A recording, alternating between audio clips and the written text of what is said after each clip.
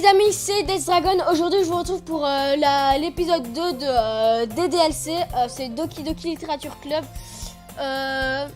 Aujourd'hui, on va continuer juste à temps qu'on atteigne les 20 minutes de vidéo. Alors, on s'était arrêté là où Monica nous disait bonjour. Juste avant, on venait de rejoindre le club et tout. Du coup, on continue. Bonjour Natsu. Ravi de voir que tu ne t'es pas enfui. Aucune inquiétude là-dessus. Ça paraît peut-être un peu bizarre venant de moi, mais au moins je tiendrai parole. Eh bien, me revoilà au club de littérature. Je suis le dernier à entrer, tout le monde est déjà là. Merci d'avoir tenu ta promesse, Natsu. J'espère que ce ne sera pas un trop grand engagement pour toi. Te faire plonger la tête la première dans la littérature alors que tu ne t'y es pas habitué. Oh allez, c'est pas comme qu'il méritait qu'on l'épargne. Sayuri m'a dit que tu ne voulais même pas rejoindre le club cette année. Et même l'année dernière. Aussi. J'ignore si ton intention est juste de traîner ici ou quoi, mais si tu ne prends pas ce club au sérieux, tu n'en verras pas la fin. Natsuki, tu as vraiment une grande bouche pour quelqu'un qui garde sa collection de mangas dans la salle. Natsuki, les mangas sont de la littérature! Ah, c'est pas maintenant. Natsuki se retrouve coincé entre Monica et manga. Ah, le du matin. Les mangas sont de la littérature! En fait, cette phrase-là, je sais parce que en fait, j'ai essayé de tourner la vidéo 3 fois, mais 3 fois, je me suis ratée. La première fois, on voyait pas le jeu. Deuxième fois, j'avais oublié de l'enregistrement. Et là, c'est la troisième fois. Rapidement convaincu, Natsuki retourne à son siège. Ne vous en faites pas, les filles. Natsu donne toujours son maximum tant qu'il s'amuse. Il m'aide avec les corvées sans même que je lui demande. Comme la cuisine ou nettoyer ma chambre. Qu'il est fiable. Sayori, ça c'est parce que ta chambre est un tel bordel que c'en est gênant pour moi. Et tu as failli incendier la maison une fois. Ah bon? Vous êtes vraiment de bons amis, n'est-ce pas? Je vais peut-être devenir jalouse. Pardon pour ce bruit de micro, je viens de taper dans mon micro. Pourquoi donc? Natsu et Ta, vous pouvez aussi devenir de bons amis? C'est que... ça... Sayori... Oui... Comme toujours, Sayori ne semble pas se rendre compte de la situation bizarre dans laquelle elle vient de nous mettre. Oh oh, Yuri t'a même apporté quelque chose aujourd'hui, tu sais. Ah, attends Sayori. Hein? À moi? Pas vraiment. Ne fais pas ta timide. C'est vraiment pas grand chose. Qu'est-ce que c'est? Oublie. Sayuri a fort croire que c'était quelque chose de gênant alors que ça ne l'est pas. Je fais quoi? Hein? Pardon Yuri, je pensais pas que... Je suppose que ça veut dire que c'est à moi de régler cette situation. Et ne t'en fais pas. Tout d'abord, je ne m'attendais à rien. Donc n'importe quel geste venant de toi est une bonne surprise. Ça me ferait plaisir dans tous les cas. C'est vrai? Oui, je n'en ferai pas tout un plat si c'est ce que tu souhaites. D'accord. Tiens, voilà. Yuri cherche dans son sac et sort un livre. Je ne voulais pas que tu te sentes à l'écart. J'ai donc choisi un livre qui, selon moi, pourrait te divertir. Il est plutôt court, tu devrais donc pouvoir rester concentré dessus, même si tu ne lis pas souvent. Et on pourra, en discuter ensemble si ça te dit. C'est... Comment fait cette fille pour être si mignonne sans le faire exprès? Elle a même choisi un livre qu'elle pense que je pourrais aimer, bien que je ne lise pas beaucoup. Merci Yuri, je le lirai, promis. Je prends le livre avec enthousiasme. Eh bien, tu peux le lire à ton propre rythme. J'attends avec impatience d'entendre ce que tu en penseras. Maintenant que tout le monde est installé, je m'attends à ce que Monica lance ses hostilités en donnant des activités pour le club.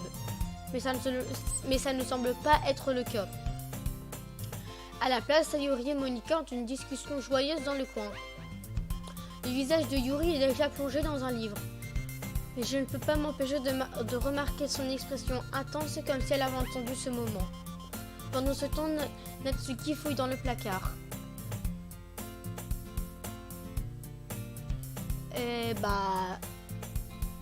Il semble que personne ne veuille s'embêter aujourd'hui. Je m'affale sur le bureau le plus proche. Comment suis-je censé m'occuper avec une activité de littérature dans cette situation? J'imagine que je pourrais toujours lire le livre que Yuri m'a donné. Mais je me sens un peu trop crevée pour faire ça. Je pourrais m'endormir à tout moment là. Je ferme les yeux et finis par écouter la discussion de Sayuri avec Monika. On va paraître vraiment minable comparé aux autres clubs par contre. Eh bien, on ne peut pas abandonner. Le festival sera l'opportunité de montrer à tout le monde qu'est-ce que c'est la littérature. Le problème est que l'idée que se font les gens d'un club de littérature est bien trop vague et intellectuelle.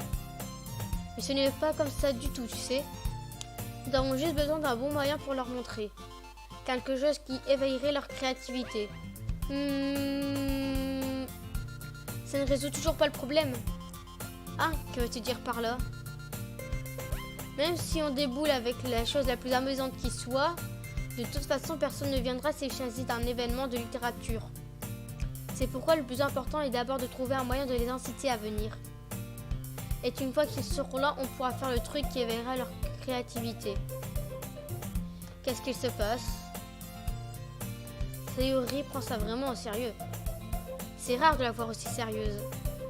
Ah, tu as marqué un point là. Dans ce cas, qu'est-ce que tu penses que la nourriture fera l'affaire? Quel genre de nourriture? Eh bien, je suppose qu'on pourrait... Des cupcakes! Ah ah ah ah, bien vu! Natsuki aimerait faire ça. Ah, tu as raison. Natsuki confectionne les meilleurs cupcakes. Ça va marcher comme sur des roulettes. N'est-ce pas pour ça que tu as suggéré? Des cupcakes éveillent la gravité de mon estomac. Ah, des cupcakes alors. J'ai la dalle. De toute façon, nous devons encore travailler sur les détails de l'événement en lui-même. Je me retrouve à sourire. Finalement, Sayuri est toujours fidèle à elle-même. Mais là se trouve une raison inattendue que je fais que je l'admire. Contrairement à moi qui ai du mal à trouver une source de motivation. Sayuri peut s'investir et concrétiser les choses. J'imagine que c'est pour ça que j'ai fini par la laisser s'occuper de moi. Je ne peux même pas m'empêcher de me demander qu'est-ce que ça serait de voir le monde à travers elle. Quoi?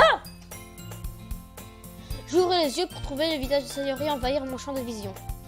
J'ai presque failli tomber de ma chaise. Hé hé hé hé, pardon? Attends. En vérité, je ne suis pas désolée. Du tout. C'est de ta faute pour t'endormir comme ça. On n'est pas un club de sieste ici. Est-ce qu'au moins notre école a un tel club pour commencer? Tu as encore veillé tard, toi, hier. Hein? Maintenant que tu fais partie d'un club, tu auras moins de temps pour tes animés, tu sais? Tu devras t'y faire. Ne dis pas ça à haute voix. Je regarde par-dessus mon épaule pour voir si Monika a entendu. Mais c'est vrai pourtant. Ouais, je sais. Tu t'occupes toujours de moi, Sayuri. C'est ce que je fais de mieux. Un problème? Ça, c'est un problème, ça. Et toi? Tu t'occupes mieux de moi que de toi-même. Tu as des pannes de réveil tous les jours, non? Hein? C'est pas tous les jours. Ce n'est pas très convaincant. La semaine dernière, combien de fois t'es-tu levé à temps? C'est un secret. Je le savais. Allez, accorde-moi au moins le bénéfice du doute. Je ne peux même pas faire ça. Regarde, Sayuri, c'est écrit partout sur toi. Hein? Sayuri se regarde. Comment ça peut être écrit partout sur moi? Tu es manifestement à la bourre ce matin.